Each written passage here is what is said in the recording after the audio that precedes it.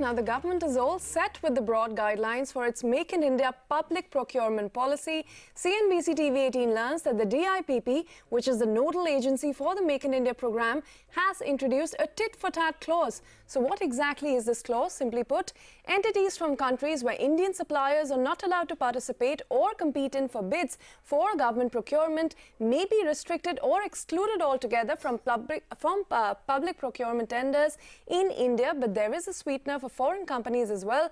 Ronojoy Banerjee joins us now with more on that. Ron, tell us more about what exactly this policy is going to be like.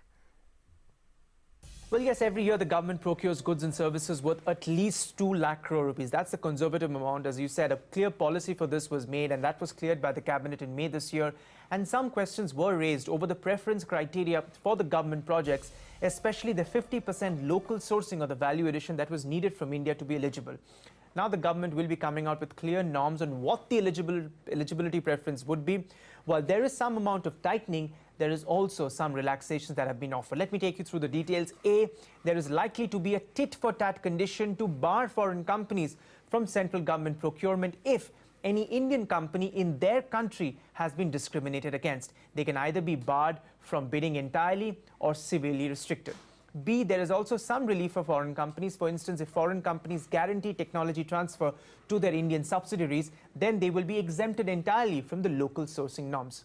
See, talking of local sourcing and the norms, we understand that local sourcing norms are not going to be uniform for every industry, but will vary depending on 2 factors, primarily the local competitive dynamics of that particular industry and the available production capacity of that particular product. What would be the local content for which product, under which industry, these details will ultimately be finalized by the nodal ministry. To give you an example, the heavy industry ministry will determine many of the questions of local content, who is eligible, who is not, for the automobile industry and the capital goods industry.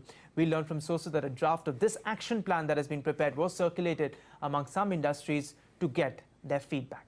Back to you. All right, Ronojoy, thank you very much for bringing us all those details.